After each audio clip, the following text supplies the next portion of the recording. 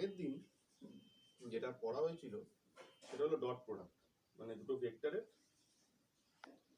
গুণ করছি, dot product করছি। আজকে এটা হবে সেটা হলো ক্রস প্রোডাক্ট।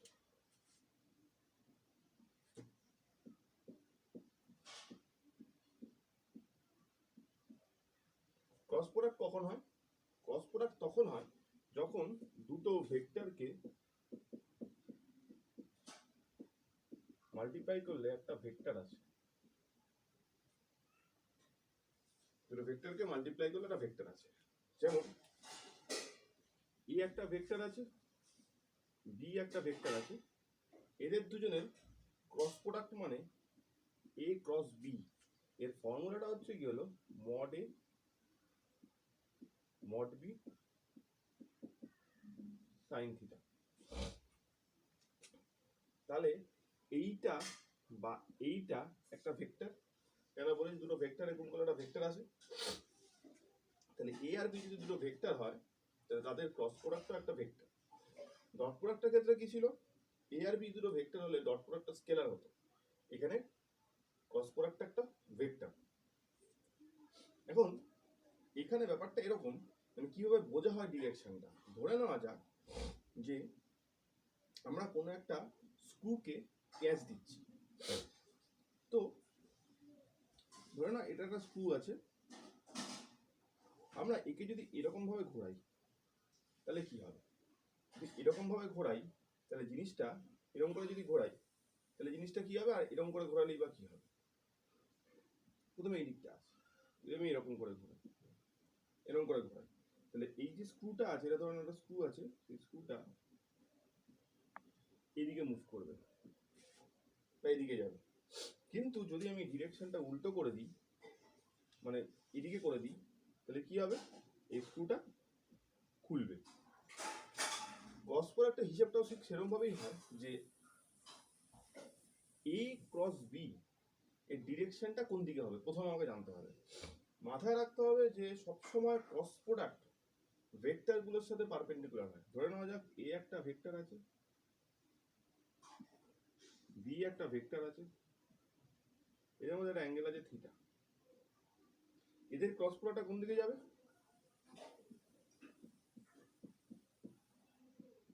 সবসময় পারপেন্ডিকুলার। কিন্তু যদি আমি পজিশনটা চেঞ্জ করে দিই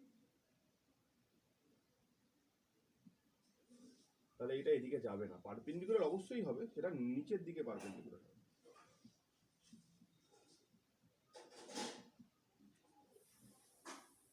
তাহলে বোঝা যাচ্ছে যে আমরা যেটা পড়েছিলাম ডট প্রোডাক্টের ক্ষেত্রে A dot B equals to B dot A, এখানে কিন্তু হবে না। কেননা এ ক্রস বি এর ডিরেকশন কোন দিকে, যদি এ ক্রস বি যদি এরকম হয়,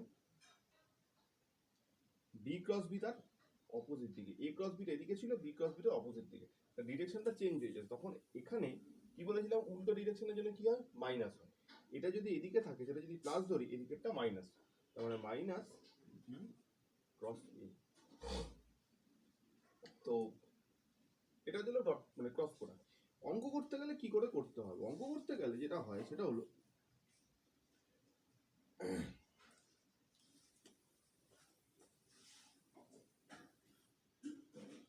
অঙ্ক করতে গেলে যেটা হয় সেটা হলো এরকম যে I dot I J dot J K dot K 1 পেয়েছিলাম, এটা আমরা করেছিলাম বলে। কিন্তু এখানে ক্ষেত্রে ব্যাপারটা ওরকম হবে না। হিসাবটা কিরকম ভাবে হয়, যদি বলা যায় যে আই ক্রস আই কত, জে ক্রস জে কত, কে ক্রস কে কত, কি বলে বুঝবো বা কি বলবো, কি বলেছিলাম, আই আর আই এদের মধ্যে অ্যাঙ্গেল কত, 0 ডিগ্রি, দুটো একই দিকে আছে, তাহলে সাইন 0 কত, 0। তার মানে এটা হতো ডট প্রোডাক্টের ক্ষেত্রে কি হতো, I dot I J dot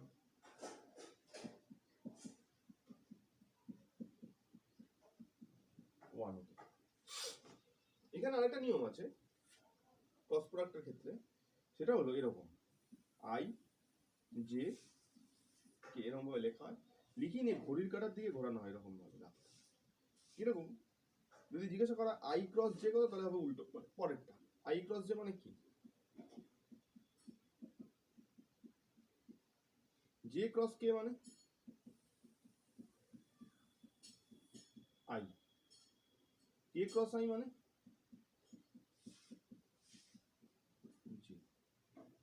ঠিক যদি উল্টোটা হতো, মানে আমি বলি জে ক্রস আই কি হতো? মাইনাস কে হতো। তারা বলেছিলাম এই নিয়মটা, K cross J equals to minus I, I cross K মনে রাখতে হবে। তাহলে দুটো ভেক্টরের লম্ব ভেক্টর বার করতে গেলে সবসময় আমরা ক্রস প্রোডাক্ট করবো। এবার ক্রস প্রোডাক্টটা কিভাবে হয় সেখানে আসছে।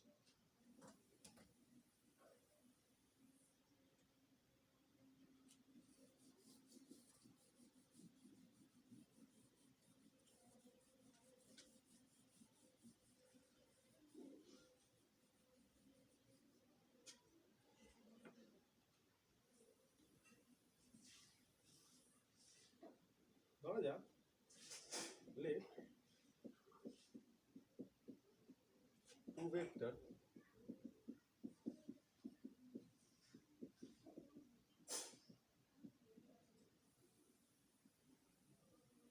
and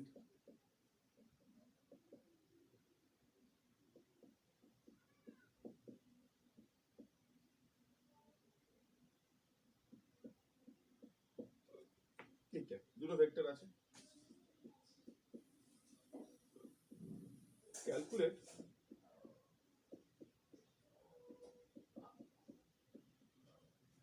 perpendicular vector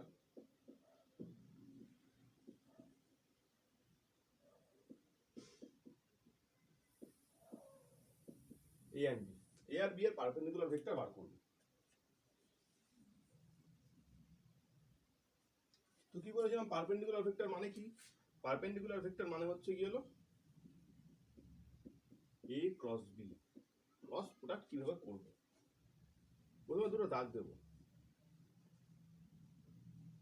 উপরে I cap J cap K cap লিখব, তারপরে এর আই জে কে এর সাথে যা যা লাগানো আছে সেগুলো লিখবো, 2 3 5। আর বি এর কত লাগানো আছে? আই এর সাথে লাগানো আছে 1, এখানে -2, এখানে -4। এবার এটা করব কিভাবে? ফার্স্ট কাজ, এগুলোকে বলে রো, এগুলোকে বলে কলাম। খুব মাইনরলি দেখতে হবে। আইটাকে রাখবো এক জায়গায়, প্রথমে আই লিখবো, লিখে এরকম দাগ দেবো দুটো। এই দাগের মধ্যে কে কে বসবে? আই এর সাথে যে রো আছে আর যে কলাম আছে চেপে দিলাম, রইল পরে 3 5 -2 4।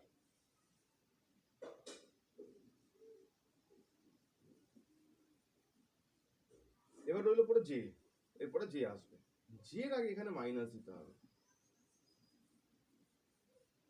একই নিয়ম, মানে জে এর আগে মাইনাসটা ম্যান্ডেটরি হবেই, এটাকে ম্যাট্রিক্স নিয়ম বলে। ম্যাট্রিক্স যখন শিখবে তবে এটাই শেখাবে যে জে এর আগে মাইনাস দিতে হবে। জে এর সাথে রো আর জে এর সাথে কলাম চেপে দিলাম, রইল পরে 2 5 1 -4।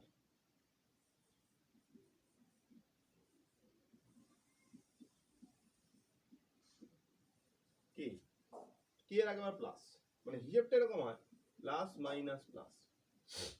কে এর সাথে রো, কে এর সাথে কলাম চেপে দিলাম, 2 3 1 -2।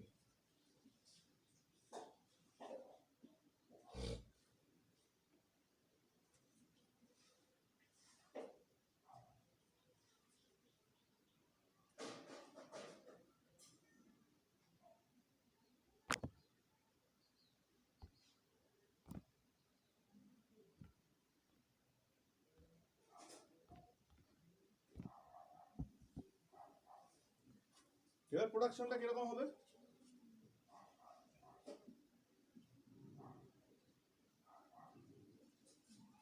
প্রথমে এই দুটোর গুণ হবে, মাইনাস দিয়ে এই দুটোর গুণ,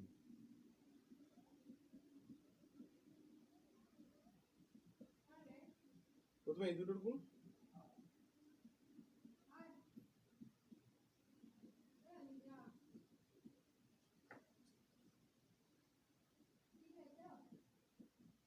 এই দুটোর গুণ,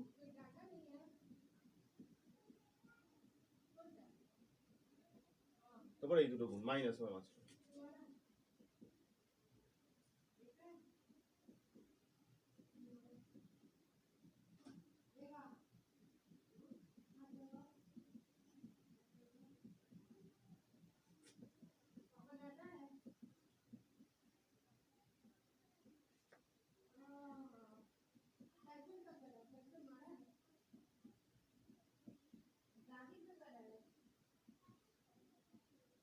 তাহলে এটা হলো ultimately a cross b vector, মানে a ভেক্টর আর b ভেক্টরের পারপেন্ডিকুলার ভেক্টর, সেটা হচ্ছে এই ভেক্টর।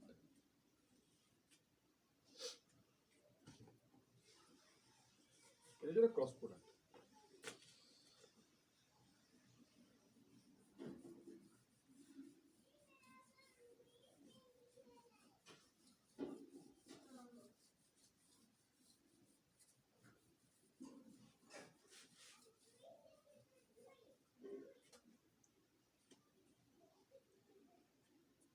এটার পরে যে টপিকটা আছে সেটা হচ্ছে রিলেটিভ ভেলোসিটি।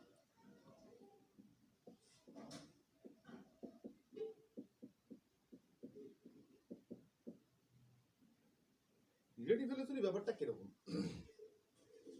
ব্যাপারটা হলো এরকম যে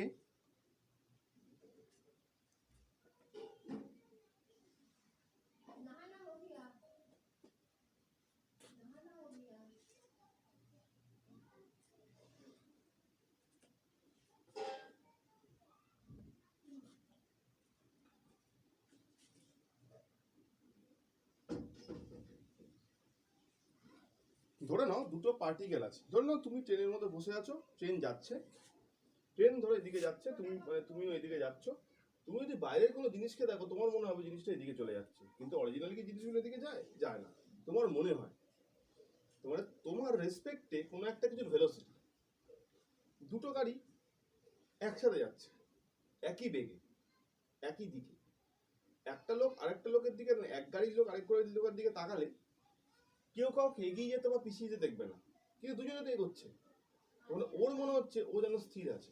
তো এই যে মনে হওয়ার যে ব্যাপারটা, এটাই হচ্ছে রিলেটিভ ভেলোসিটি, আপেক্ষিক বেগ, বাংলায় এটা বলে আপেক্ষিক বেগ। আমাদের যেটা মনে হয়, ভেক্টরের প্রচুর কেস এখানে রয়েছে, ভেক্টর দিয়ে মেইনলি করতে হবে। তো একদম একটা সিম্পল নিয়মে আমি বলবো রিলেটিভ ভেলোসিটি কি, v12 v12 মানে কি?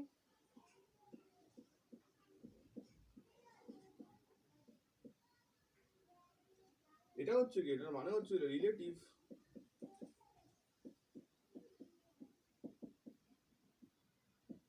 of 1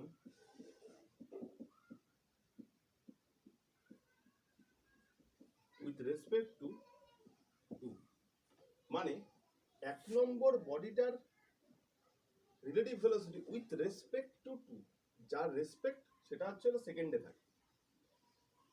একটা উদাহরণ দিয়ে বলি, আমরা যখন গাড়ি চালিয়ে যাই, যদি বৃষ্টি পড়ে তখন আমরা দেখি যে বৃষ্টিটা মানে তেচড়ে আসছে। আমরা যদি বৃষ্টি নর্মালি এরকম ভাবে পড়ার কথা, কিন্তু আমরা যখন গাড়ি নিয়ে যাই বৃষ্টিটা মনে হয় এরকম ভাবে আসছে, কিন্তু রিয়েলি কি বৃষ্টি এরকম ভাবে আসে না, আমাদের মনে হয় যেন বৃষ্টি এরকম ভাবে আসছে। আমাদেরও একটা বেগ আছে, ওরও একটা বেগ আছে, এই দুটো বেগের কম্বিনেশন বা ভেলোসিটির কম্বিনেশন, এই কম্বিনেশনটা হচ্ছে রিলেটিভ ভেলোসিটি। মানে আমার কি মনে হচ্ছে ওকে দেখে, ব্যাপারটা যেরকম। তো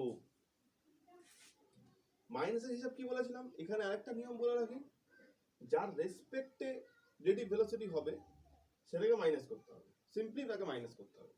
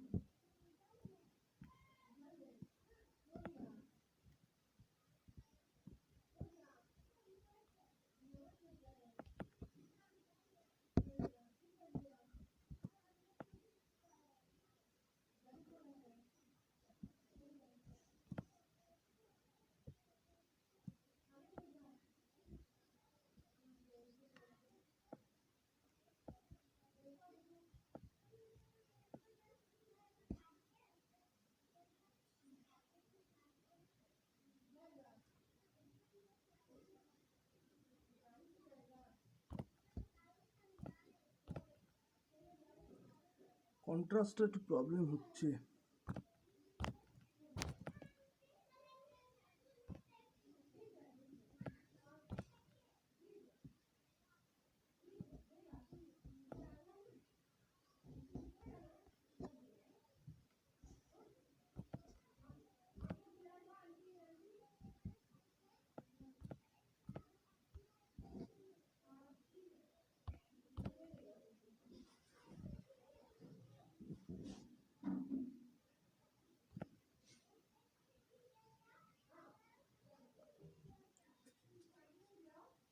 তো যার রেসপেক্টে রিলেটিভ ভেলোসিটি বার করতে হবে তাকে মাইনাস করতে হবে। এটা সিম্পল হিসেব, একদম সিম্পল হিসেব। আর এটা ফর্মুলাটা কি বলেছিলাম মাইনাসের?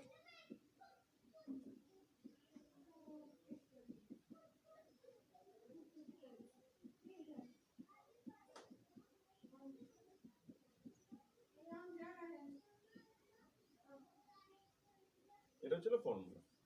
তো একদম সিম্পলি আমি একটা অঙ্কে যাচ্ছি। বলছে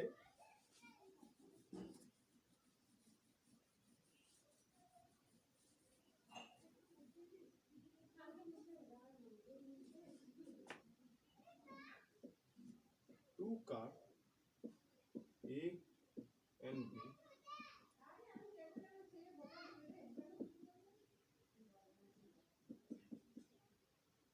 moving with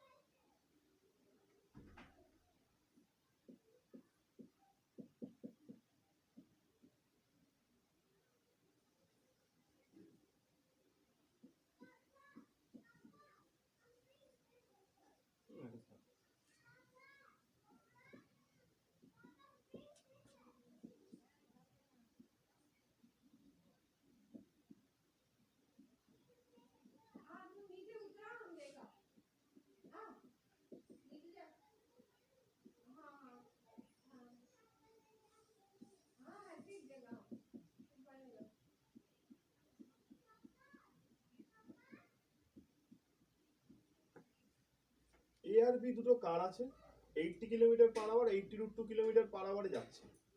দুজনের সাথে 45 ডিগ্রি অ্যাঙ্গেল করেছে। তাহলে বলেছে relative velocity of A with respect to B, car relative velocity A, car রেসপেক্টে B এর রেসপেক্টে। তো বলেছিলাম যার রেসপেক্টে হবে সেটা মাইনাস হবে। তার মানে আমি বলতে পারি কার রিলেটিভ ভেলোসিটি বার করতে দিয়েছে A এর, তার মানে VA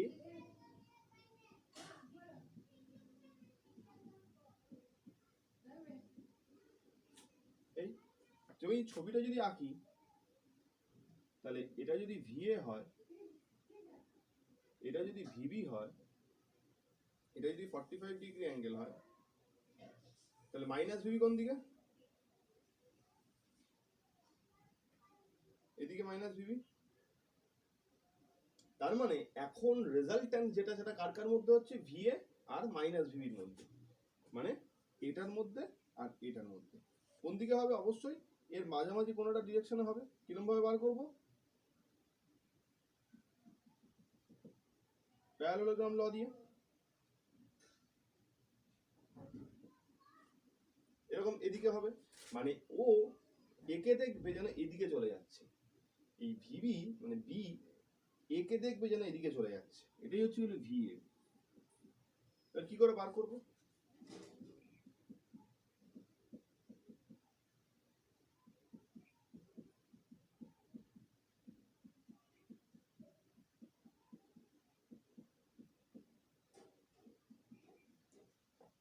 ভিএটা 80,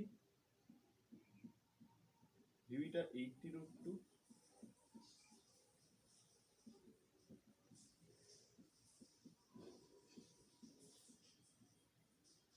cos থিটা কত? cos 45 degree. তার মানে এখানে বলতে পারি এটা থিটার জায়গায় √2, কেটে গেল।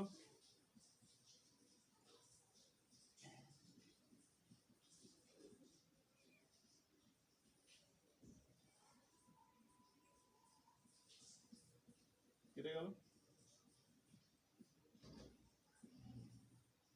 তার মানে B A K 80 kilometre per আওয়ারে এইদিকে যেতে চাইবে। এটা একটা টাইপের অঙ্ক। এবার আমি বৃষ্টির একটা অঙ্ক দেব।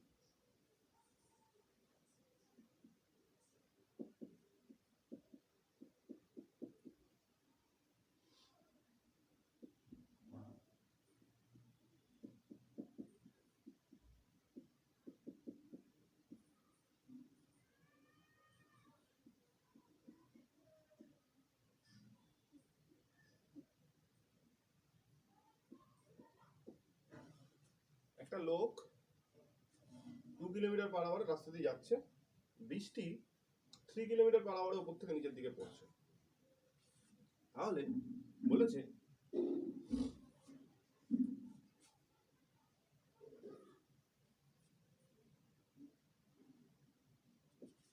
what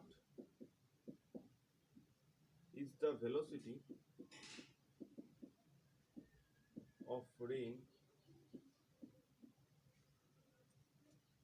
to man?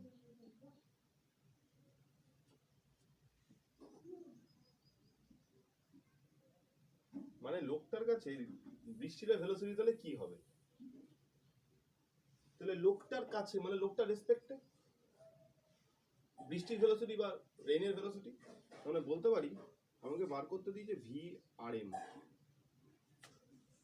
Relative velocity of rain with respect to man.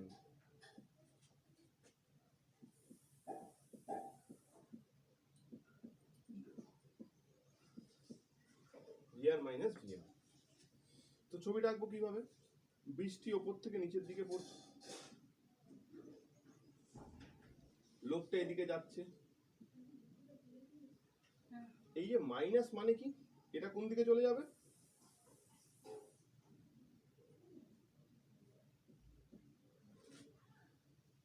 তাহলে এখন দুটো ভেলোসিটি আছে, এটা আর এটা, রেজাল্টেন্ট কার কার মধ্যে?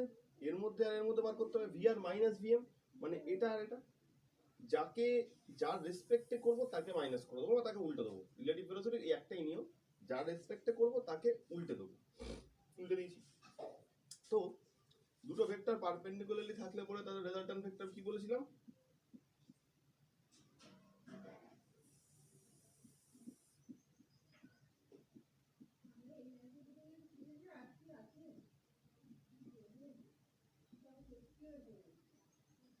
VR square plus VM square.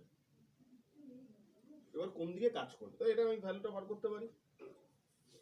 লোকটা ভেলোসিটি 2, রেনের ভেলোসিটি 3।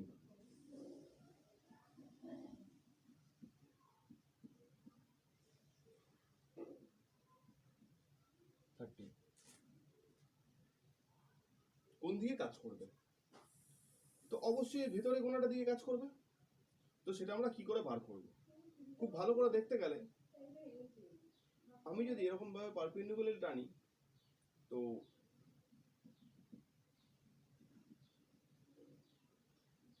এই বরাবর বৃষ্টিটা পড়বে।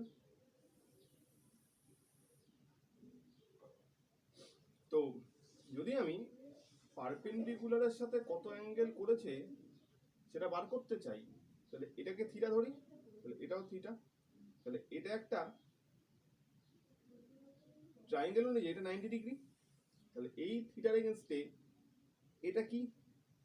এটা হচ্ছে কি হলো পারপেন্ডিকুলার, এটা হচ্ছে হলো বেস। তার মানে আমি যদি ট্যান থিটা করি, আমার কাছে দুটো ভ্যালু জানা আছে, এই ভ্যালুটা জানা, মানে এটা সেম, আর এটা হচ্ছিল ভিআর। ভিএম আর ভিআর দুটোই দেওয়া আছে। এটা হচ্ছে কি হলো ভিএম, এটা হচ্ছে কি হলো ভিআর।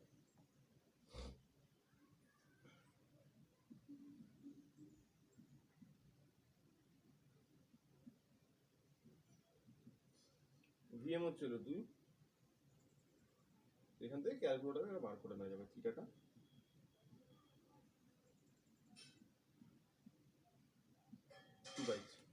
বার করে নেওয়া যাবে। এটা হচ্ছে গেল বৃষ্টির একটা অঙ্ক। এবার এই অঙ্কটাকেই আমি একটুখানি ঘুরিয়ে দিই এরকম ভাবে।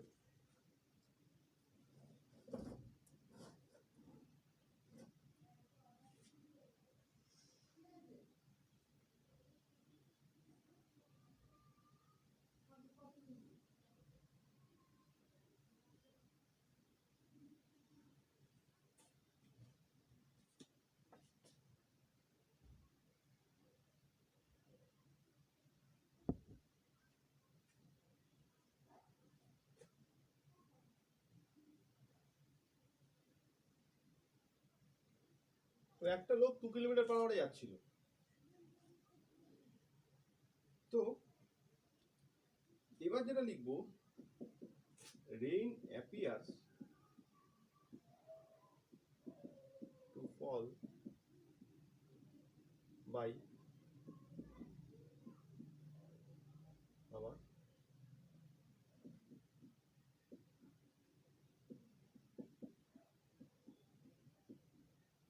perpendicularly. What is the real velocity of rain? এই রেইন অ্যাপিয়ার্স মানে ওর মনে হচ্ছে বৃষ্টিটা যেন সোজাসুজি ভাবে পড়ছে 2 কিলোমিটার পার আওয়ারে। ওর মনে হচ্ছে, সত্যি করে কিন্তু রেইন এরকম ভাবে পড়ছে, বৃষ্টিটা পড়ছে না, ওর মনে হচ্ছে বৃষ্টিটা এটা পড়ছে। তারপরে আমাকে বলে দিয়েছে ভি আর এমটা বলে দিয়েছে, আর ভি এমটা বলে দিয়েছে, আমাকে ভি আরটা বার করতে বলেছে। তো ব্যাপারটা হচ্ছে এরকম যে এটা ডিরেকশন বলে দিয়েছে, এটা ডিরেকশনও বলে দিয়েছে, মানে লোকটা এদিকে যাচ্ছিল, মানে আমি জানি ভি আর এম মানে ভি আর মাইনাস ভি। লোকটা এদিকে যাচ্ছিল, ওর মনে হচ্ছে বৃষ্টিটা এদিকে পড়েছে, ওর মনে হচ্ছে, তাহলে ভিএম মানে উল্টো দিকে চলে যাবে,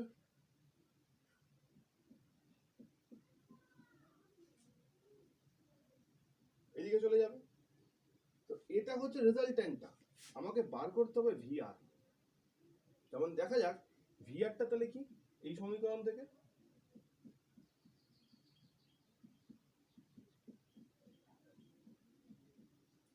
VR plus VRM plus VM, মানে এইটা রেজাল্টেন্ট। কি করে বার করব? তার মানে আমার এই ভ্যালুটা জানা, এই ভ্যালুটা জানা। তো ওর কিরকম মনে হয় বৃষ্টিটা কিভাবে পড়ছে, তখন আমাকে কার কার মধ্যে লব্ধি নিতে হচ্ছে, নিতে হচ্ছে ভিআরএম আর ভিএম এর, ভিআরএম আর ভিএম এর মধ্যে লব্ধি নিতে হচ্ছে, মানে রেজাল্টটা নিতে হচ্ছে। তো আবার বলি, আমাকে বলে দিয়েছিল রিলেটিভ ভেলোসিটিটা ভিআরএম, মানুষটা ভেলোসিটি 2 কিলোমিটার পার আওয়ার বলে দেওয়া ছিল, তাহলে বৃষ্টিটা কোন দিক থেকে পড়বে। তাহলে যেটা হিসেব হচ্ছে সেটা হচ্ছে কি হলো যে ভিআরটা হচ্ছিল ভিআরএম আর ভিএম এর রেজাল্টেন্ট। ভিআরএম কোনটা, ভিএম কোনটা, এদের দুজনের রেজাল্টেন্ট। তার মানে কোন দিকে হবে, এদিকে হবে।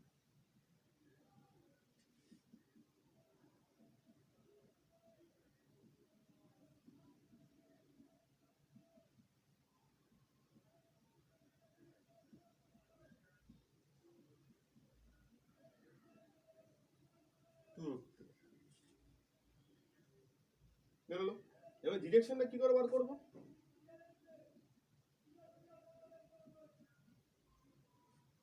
এটা যদি থিটা হয় তাহলে এটাও থিটা। আমি হিসেব থেকে দেখছি কার কার মধ্যে ভিআরএম আর ভিএম, আমি কিন্তু এবার মাইনাসটা লাগছে না, ওই জন্য এটা নিলাম না। মাইনাসটা থেকে এদিকে আসতো, আমাকে ভিআরটা বার করতে হতো। তাহলে ভিআর মানে কি, ভিএমটা এদিকে চলে আসতো, প্লাস হয়ে গেল। প্লাস হয়ে গেল মানে এটা এটার মধ্যে তোমাকে ক্যালকুলেশন করতে হবে। এটা যদি থিটা হয় তাহলে এটাও থিটা, এটা ভিএম মানে এটাও ভিএম, এটা ভিআরএম। তার মানে ট্যান থিটা মানে পারপেন্ডিকুলার বাই বেস।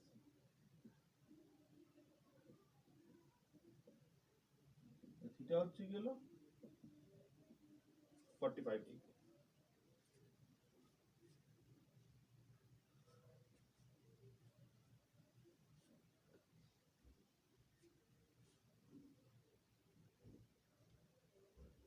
এবার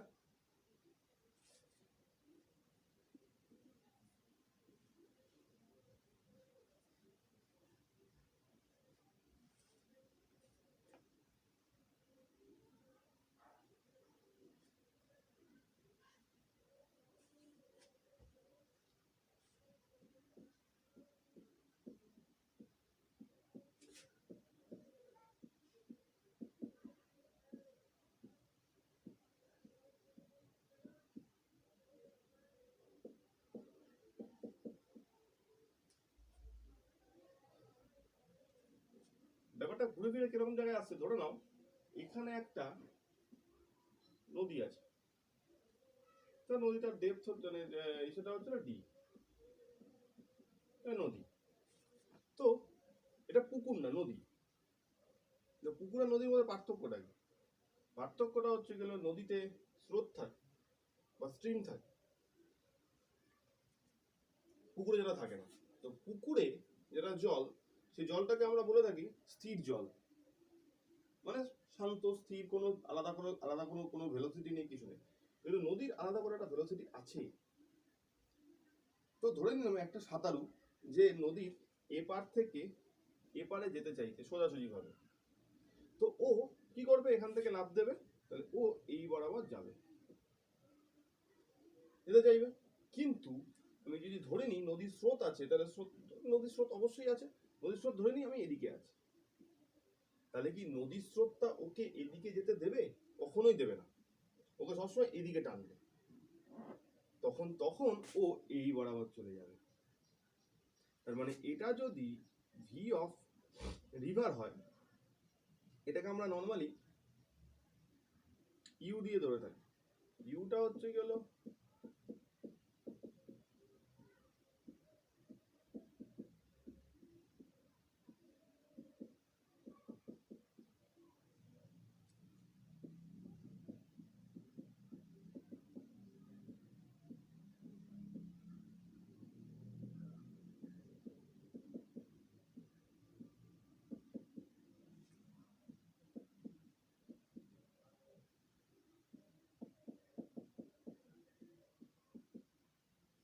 স্টিল ওয়াটারে ভেলোসিটি অফ বোট বা সুইমারের হচ্ছে ভি।